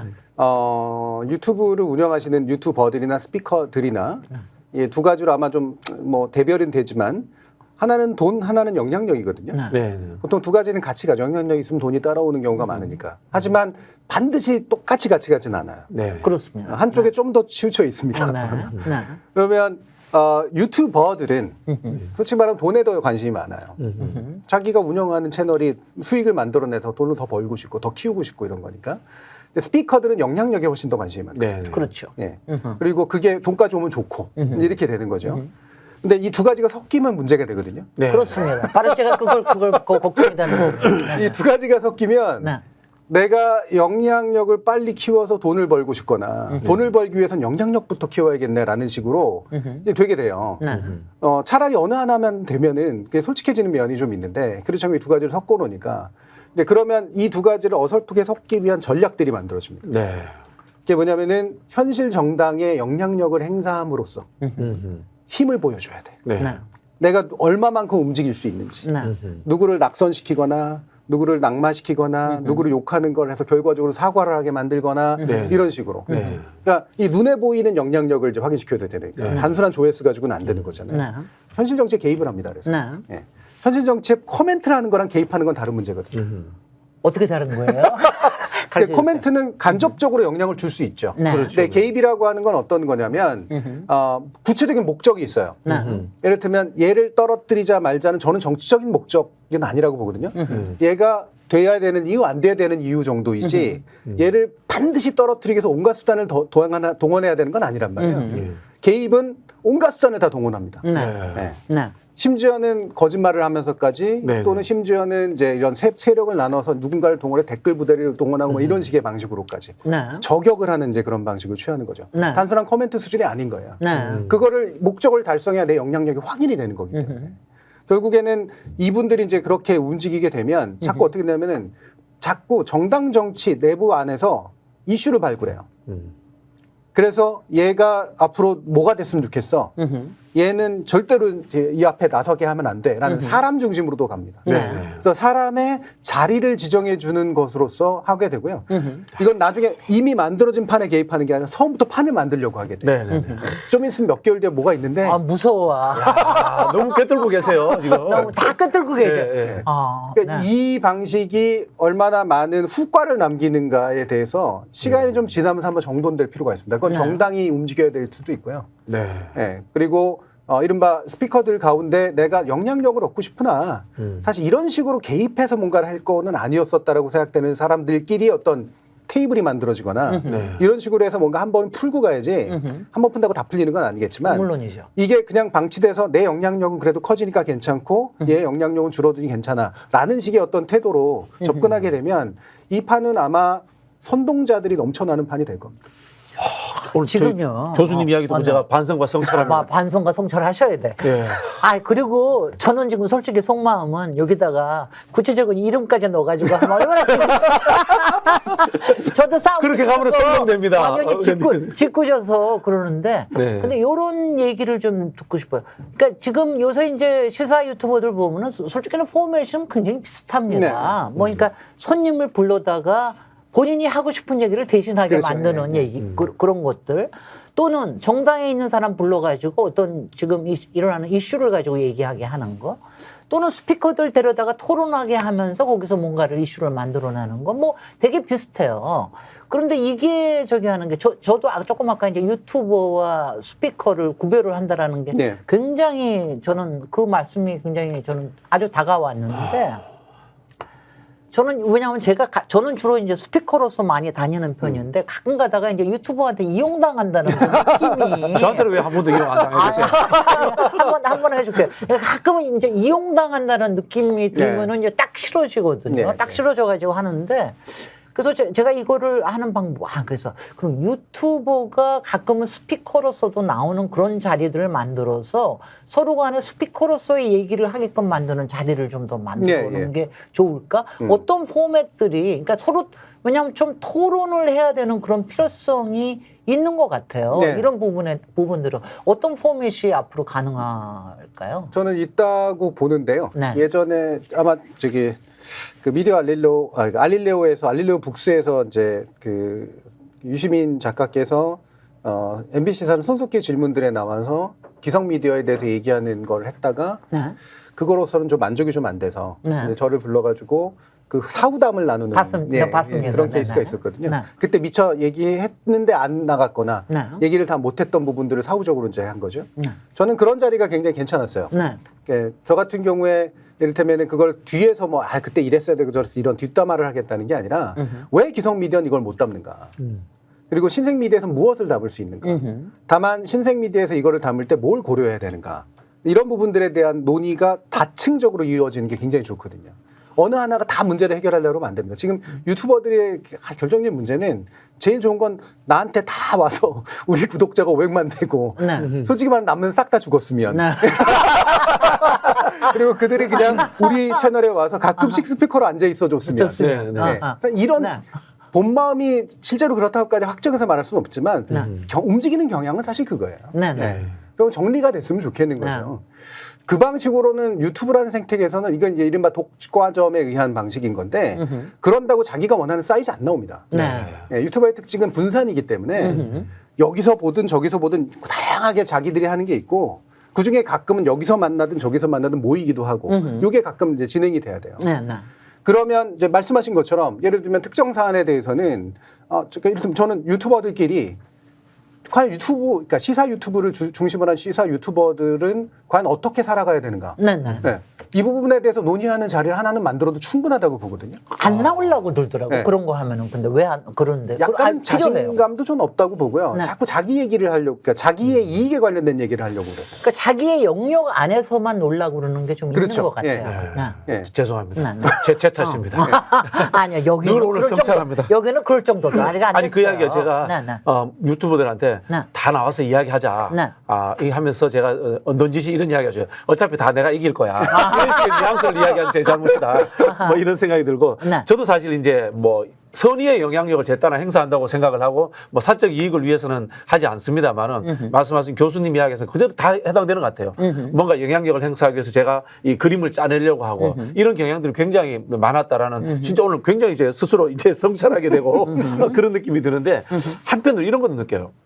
과거에 이제 뭐 천리안 하이텔부터 해서 네. 이 뉴미디어가 나왔을 때 진보적 대중이 다수를 차지했단 말이에요. 그리고 그 사람들은 사고하고 성찰하고 깊이 있게 보고 이런 부분들이 많았어요. 근데 그분들이 요즘 어느 순간에서 유튜브에서 사라졌어요. 그분들 다 어디 갔을까요? 네. 다 어디선가 사업하고 계시겠죠. 그런가요? 아니 근데 저는 그 점에서 제가 한번 제안을 드리고 싶으면 저는 솔직히는 유튜브에 대해서도 메타 유튜브 네. 비평이라는 게 필요하다는 생각을 합니다. 예. 그게 좀 있어야지 내가 좋다고 그냥 가서 듣고 그냥 낄낄대고 웃고 나오고 이러는 거 안 좋아서 혹시 어디에서 혹은 스픽스에서 그런 메타 유튜브 비평 같은 프로그램 하나 만들어서 정준일 교수님이 딱 좀 앉아가지고 누구를 비판하는 거예요? 아니 뭐냐면 저는 서로 비판하는 대상. 비평이 서로 네. 비평 그러니까 거기에는 뭐 제가 뭐 얘기하면은 그냥 빅 스피커이자 유튜버니까 뭐 이동형이라든가 아니면 뭐 김어준이라 뭐 나오지도 않겠지만 김어준이라든가 또는 뭐 또 누가 있습니까? 유시민 장관까지 포함해서. 최욱이나 유시민이나 뭐 이런 사람들이 서로 간에 가끔가다 메타 비평 같은 거를 좀 해주면서 이 안에 생태계를 그러니까 이런 생태계들을 좀 건강하게 만들어 나가는. 그래서 거기서 이런 숲도 있고 저런 숲도 있고 이런 호숫가도 있고 뭐 이런 것들을 좀 만들어줘야 되는 게 아닌가. 근데 이제 이런 생각이 교수님은 저는 좀 비평을 들었습니다. 하고 네. 이제 하는데 상대 쪽에서는 비난을 하고 욕을 하면 어떡하죠? 아니 물론이죠. 서로 간에 아니 근데 서로 간에 그런 충돌이나 그런 거 없이 그다음에 평화가 만들어지지는 않잖아요. 네, 네. 가끔 그런 것들이 좀 필요하다는 생각은 들었습니다. 예. 네. 뭐 시도할 수 있으면 하는 건 좋다는 생각을 하고요. 어느 네. 정도는 이미 이제 이 유튜브도 숙성 단계에 들어서고 있기 때문에 네. 나와야죠. 스스로도 비평의 대상이 돼야 될 상태가 온 거죠. 네. 맨날 기성 언론만 깔 게 아니라 네. 자기 스스로도 비판이나 비평의 대상이 돼야 된다. 그리고 네. 이왕이면 크로스 비평이 돼야 된다. 네. 이런 것들은 좀 필요하다라고 보고요. 네. 근데 문제는 기존하고 조금 다른 건 기존에는 사람들이 그 예를 들면 조선일보를 보건 KBS를 보건 이 충성심의 정도가 그렇게까지 깊지는 않았거든요. 맞아요. 예. 근데 지금은 유튜브는 내가 유튜버는 선택할 수 그냥 있기 때문에 사생 팬들이지. 그쵸. 그냥 완전히. 예, 거의 일체화가 돼 있습니다. 네네. 예. 그러면 이들에 대한 공격은 나에 대한 공격. 더 싸움 재밌을 것 같은데. 아이고, 저는 저기- 전쟁 좋아. 의원님 그거 안 끼어들어 보셨어요? 저를 중간에 있어 봤거든요 몇 번. 진짜 힘듭니다. 정말 힘들지만 네네. 저는 조금 약간 진통은 필요하다는 네. 생각은 합니다. 그래서 그 부분이 나서게 될 가능성은 염두에 둘 필요는 좀 있어야 되고요. 네. 예, 어느 정도 약간의 세력의 싸움처럼 이제 보일 수가 있기 때문에 그리고 자존심이 이제 벌어지게 되면 이 커뮤니티 간 싸움 벌어질 때 보면 그게 나오는데 둘 다 속함에도 불구하고 네. 어느 한쪽인 것처럼 마치 이제 막 인격화돼가지고 이제 네. 하게 네. 되는 이럴 일이 벌어지니까 이거는 유유해야 되죠. 그것 때문에 무서워서 못하라는 소리가 아니라 네. 이럴 일이 있을 수 있으니 감당해라 이제 네. 이런 얘기인 거고. 네. 이제 또 한 가지는 이제 뭐냐면 이게 메타 비평이 되려면요 네. 메타적 기준이 필요합니다. 맞아요. 아하. 네. 네. 네. 그러니까 이를테면 그게 완벽하게 보편적 진리는 아니라 그래도 적어도 어느 정도는 합의할 수 있는 기준이 몇 가지라도 좀 있어야 돼요. 이를테면 이제 이게 자칫하면 잘못되면 대부분의 유튜브는 기성 미디어하고는 다르게 의견을 다루지 정보를 다루는 건 상대적으로 적어요. 그렇습니다. 예. 의견과 해석이 이제 충돌하는 거잖아요. 거기에 마치 정보가 있는 것처럼 얘기를 하지만 정보는 주로는 뒤에서 흘러나온 정보들인 경우들이 많고 그렇죠. 그 정보를 가지고 다투기가 굉장히 어렵습니다. 그래서 의견과 해석을 메타 비평하려면 훨씬 어려워요. 왜냐하면 거기 이념이나 가치가 들어가기 때문에. 그러면 이런 의견과 해석이 어떤 것이 바람직하냐, 그러니까 내용이란 측면에서 어떻게 제시돼야 바람직하냐, 적어도 어떤 근거를 가지고 얘기해야 바람직하냐, 적어도 어떤 일관성을 가져야지 바람직하냐, 이런 거에 대한 느슨한 기준이라도 필요합니다. 그거에 대해서 어느 정도 합의가 된 상태에서 뭔가 우리는 이런 거 기준을 한번 비평을 해보자. 이런 것들이 이제 하나 돼야 되고요. 또 한 가지는 전 되도록이면 사태가 진전될 때 말고 사태가 지나고 나서 하시는 게 그렇습니다. 낫다고 이렇게 생각을 합니다. 지나치게 감정이 올라와 있는 상태에서는 네. 아무런 얘기도 안 들리기 때문에 또 다른 싸움의 연장이 되고요. 어느 정도 한 사이클에서 대충 진실이 드러날 때 네. 예. 이를테면 예전에 뉴스타파가 윤석열 총장이 검찰총장 청문회 나왔을 때 안 좋은 내용을 보도했다고 많은 사람들이 욕했는데 그렇습니다. 그리고 회원 탈퇴하고 그랬는데 시간이 한참 지나서 보니까 내가 틀렸어라고 알게 됐을 때 그렇죠. 네. 그때쯤에 과연 우리는 청문회가 진행되는 동안 정보를 갑자기 까는 언론 보도 행동에 대해서 뭐라고 생각해야 되느냐. 이거 가지고 논의할 수가 있는 거죠. 네네. 정말이에요. 정말 필요한 것 같아요. 요새가 그런 거 같아요. 그러니까, 진실이라는 게 항상 똑같지는 않지만 어떤 부분에 대해서 우리가 진실을 계속해서 알게 되지 않습니까? 그럴 때 우리가 어떤 깨달음을 갖고 그 다음에 우리 어떤 반성을 하고 그 다음에 성찰로 나가야 되느냐. 이럴 때가 좀 필요한 것 같아요. 이게 또 윤석열 정권에서 우리가 배우고 있는 게 아닌가 하는 그런 생각도 많이 들어요. 해서 지금 왜 직접 유튜브를 운영하고 계시잖아요. 네. 해시TV라는 거. 저는 사실은 해시TV의 열렬한 팬입니다. 제가 저 오늘부터 들어가서 배워야 네네. 되겠습니다. 아니 목요일 날 저녁에 여러 프로그램들이 있는데 목요일 날 저녁에는 무려 3시간을 연속을 하시거든요. 야, 근데 체력 좋으시네요. 아니 보통 3시간을 하면은 딴 데는 계속해서 한 1시간이나 1시간 네. 반 하잖아요. 3시간을 하면은 그중에 3꼭지를 하시는데 저는 그거를 제가 몰래 감춰두고 듣고 싶을 정도로 제가 좋아해요. 그런데 이제 그런 프로그램을 하시면서 나름대로는 이제 뭐 사실 솔직히는 그 유튜브의 세계 또 미디어에 대해서 어떤 야망을 가지시면서 그걸 하실 것 같아요. 메타 비평 못 하실 것 같네요, 보니까. 야망을 조금 알려주십시오. 어떤 생각을 가지고 해시TV를 하시는지. 일단 해시TV를 한 중요한 이유는 제가 이제 TBS에서 해시태그라고 하는 그 언론 비평 TV 컨텐츠를 하다가 그게 이제 유튜브로 이제 제 예산의 문제로 이제 유튜브로 나중에 사실 예산이 깎였기 때문에 그래서 이제 정부 바뀌고 그러면서 옮겨지면서 제가 준비는 했죠. 뭐냐면 이건 언젠가는 사라질 거다, 폐지가 될 거다. 근데 이 폐지가 되는 거를 왜 자연스럽게 자꾸 받아들이지? 그러니까 뭐가 잘리고 뭐가 폐지되면 그냥 잘려 나가는 게 자연스러울 수는 없잖아요. 그럼 니들이 우리를 잘라도 우리를 좋아했던 사람들은 같이 갈 거야. 이거를 이제 이렇게 보여주는 게 필요하다. 근데 마침 먼저 보여줬던 게 뉴스공장 같은 경우고요. 저보다 이제 먼저 정리가 된 셈이기 때문에 저는 정리되면 바로 그 다음 주에 예, 이거를 그냥 열어버린 거예요. 네, 네. 예, 똑같은 사람들을 데리고. 네. 그래서 이 연속성, 우리가 함께 했던 사람들을 나는 놓지 않겠다. 네. 우리가 그때 한 16만 정도의 구독자가 그 전에 있었기 때문에 적어도 그분 정도 되는 분들은 비슷하게 우리는 계속하고 있다는 거 보여주겠다. 이게 이제 한 가지 목적이었었고요. 열린 토론도 그래서 흡사한 거죠. 네네. 끝나자마자 바로 이제 하고. 네. 근데 그게 이제 첫 번째 목적이었기 때문에 큰 야심이었다라기보다는 내가 기성 매체에서 할 수 있었던 것들을 유튜브 영역에서 사람들과 늘 같이 교류하면서 오래가는 관계를 만들겠다. 이게 이제 한 가지 목적이었어요.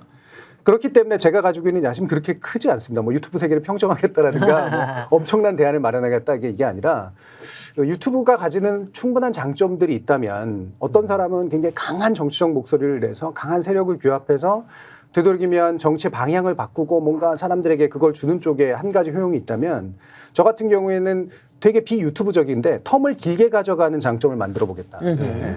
그래서 일부러 3시간 하는 거야. 네. 네. 아까 PC통신 얘기하셨는데 뭐냐면 PC통신 시절이 가졌던 장점들이 있거든요. 네. 예의를 갖추고 네, 맞아요. 비난을 하더라도 기본적으로 내용을 가지고 얘기를 하고 오랫동안 이야기하고. 그러니까 이거는 굉장히 엄격한 규칙을 통해서만 가능했거든요. 네. 이게 유튜브에는 안 맞습니다. 네. 안 맞지만 많은 사람들은 이미 유튜브식으로 하고 있다면 저는 외로 비유튜브식으로 유튜브를 하는 게 저한테는 필요한 일이라고 생각을 했고 그런 영역을 열어주는 게 맞다고 봤어요. 네. 제가 조금 생각이 좀 다른 거를 얘기 드리면은요. 우리 박진영 교수님이 하시는 유튜브에서는 네. 최근에 뭘 하냐면 핵심만이라는 걸 네. 하세요. 핵심만이 한 12분에서 15분짜리를 딱 하는데 저 체력이 약해가지고. 체력이 약해서 하는 것 같긴 해요. 근데 그것만 하니까 그것만 딱 들어오거든요. 그러니까 그거에 효과가 있는데 저는 사실은 정준희 교수님 이렇게 하시는 걸 보면서 예전에 해시TV 할 때는 한 12분에서 15분짜리 짧은 거에 있었거든요. 네. 그게 굉장히 임팩트가 강했다고 네. 생각이 네. 되거든요. 저는 그런 걸 만들어서 좀 네. 조회수가 정말 몇십만, 100만이 좀 나오고 네. 뭐 하나를 가지고도 막 사람들이 얘기하고 막 이러는 게 좀 생겼으면 좋겠다라는 네. 생각이 들어요. 오늘 아마 여러분들 오늘 프로그램을 보시면 우리가 네. 미디어나 유튜브가 얼마나 우리 정준희 교수님의 손바닥 위에서 놀고 있는 걸 아실 거예요. 그리고 얼마나 사실은 이런 생각이 좀 들었거든요. 훨씬 더 스타성이 강한 분이시면서도 본인의 스타성을 오히려 누르시면서 그러니까 유튜브를 비유튜브적으로 운영하겠다. 이런 생각을 하니까 제가 좀 아쉽다는 생각이 들어서 오히려 좀 그렇게 좀 임팩트가 강한 거를 좀 한번 해보시는 것도 좋지 않을까. 뭐 이런 생각도 좀 제가 평소에 아쉬움을 좀 해봤습니다. 저는 뭐 충분히 맞는 말씀이라고 생각하고요. 네. 사실은 그런 생각이 있습니다. 네. 이게 이걸 사업으로 키우겠다가 아니라 저는 이제 돈이 아니라 네. 매체 모범을 보이는 게 제 목적이기 때문에 네네. 이런 매체가 가능하다. 네. 그리고 이런 내용이 가능하다라는 네. 걸 보이는 게 목적이라. 네. 근데 그중에 유튜브의 또 다른 장점이 바로 짧지만 임팩트 임팩트가 있는 강한 거. 거. 이거잖아요. 많이 회자되고 이러는 거. 이거는 제가 가지고 있는 내용만으로 되는 게 아니라 저는 매체 기술이 굉장히 중요하다고 네. 생각해요. 그렇습니다. 편집의 능력 이런 그거 거. 하나 만드는 게 돈이 더 들어요. 더 들죠. 3시간짜리 실제로 만드는 그렇습니다. 것보다. 네. 네네. 그래서 제가 어느 정도 시점에선가는 할 수 있고 그다음에 돈도 들어가고 그게 회전이 가능한 형태가 네. 있다라는 판단이 들면 사실 할 겁니다. 네. 저도 기억하고 있는 게 있거든요. 우리 따로 얘기해 보죠. 저는 이제 오늘 교수님 이야기를 들으니까 네. 뭐 매체 비평에 대해서는 탁월하시고요. 네. 저는 더 깊은 느낌이 드는 게 네. 지식인의 역할 네. 이런 생각이 들어요. 저는 늘 주장하는 게 이끌어라 그렇지 못하면 떠나라 아하. 이것만 늘 주장했던 사람인데 네. 오늘 교수님 이야기는 미네르바의 올빼미처럼 역사를 접어주고 정리해가는 네, 네. 그런 지식인의 역할이 더 소중하구나라는 네. 저는 그런 좀 느낌도 받았어요. 네. 여러분들 오늘 아마 유튜브를 통해서 이거 들으시면서 이 유튜브의 세계가 얼마나 넓고 오묘하고 우리의 가능성을 얼마나 넓혀줄 수 있는지 그런가 하면 얼마나 또 사악하고 비열한지 기도할 수 있는지 이런 것들을 깨달으셨을 것 같아요. 오늘 마지막 말씀을 들으면서 얘기를 좀 듣도록 하겠습니다. 네. 오늘 네. 뭐 김재대 의원님과는 예전에 5년 전에 열린 토론 네, 진행하실 때 그때 제가 패널로 나와서 아하. 방송했던 경험과 그 반대의 경험 정도로 제외하고 사실 그렇게 자주 뵙지는 못했어요. 네. 얼굴이야 자주 뵙지만 네, 이렇게 불러주셔서 그게 사실 믿기 때문에 나오는 거거든요. 이런 패널들을 만들어 주실 거라고 믿기 때문에 나오는 거고 박진영 교수님 같은 경 제가 계속 스크린에서 뵀지만 네. 되게 이렇게 좋은 어떤 바탕을 가지고 계신 분인 것 같고 감히 이제 평가를 감사합니다. 하자면. 그리고 직접 만나보고 싶다는 생각이 좀 들었었어요. 왜냐하면 스크린에서 보는 거랑 또 직접 만나면 느낌이 다르거든요. 네, 근데 직접 만나봤을 때 느낌이 훨씬 더 좋은 분이구나. 아유, 감사합니다. 얼굴 빨개지셨어. 네, 그런 것들을 보면서 덕분에 이제 저희 스픽스 팬들께도 인사를 드릴 수 있게 돼서 매우 감사했고 다행이었습니다. 네. 앞으로 스픽스를 통해서 더 좀 자주 뵐 수 있는 그리고 메타 유튜브 비평이 또 생길 수 있는 이런 가능성을 기대해 보면서 여러분들 추석 남은 연휴 잘 보내시기 바랍니다. 또 뵙도록 하겠습니다. 고맙습니다. 감사합니다. 고맙습니다.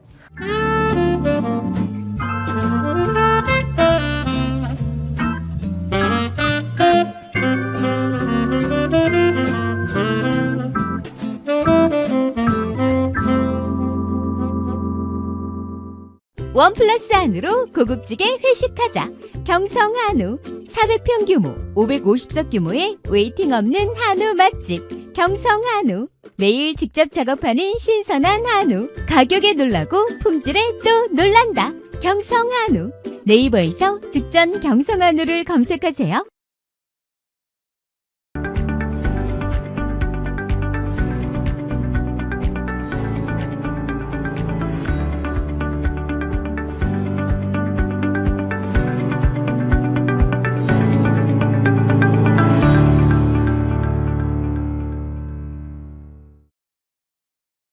보험에도 점검이 필요합니다. 요즘 경기가 어려워서 보험료 내는 것도 부담스럽죠. 보험료는 줄이고 보장은 넓게. 건강보험도 자동차 보험도 나에게 맞춤 보장. 믿을 수 있는 보험 전문가들. 믿을 수 있다 더 착한 보험. 본 광고는 손해보험 광고 심의 기준을 준수하였으며 유효기간은 심의 결과 통보일로부터 1년입니다. 스픽스는 말하는 언론입니다. 대세는 유튜브, 그중에서 스픽스. 좋아요, 댓글, 구독, 알림 설정. 여러분이 저희를 사랑해 주시고 우리가 여러분을 사랑하는 4가지 방법입니다.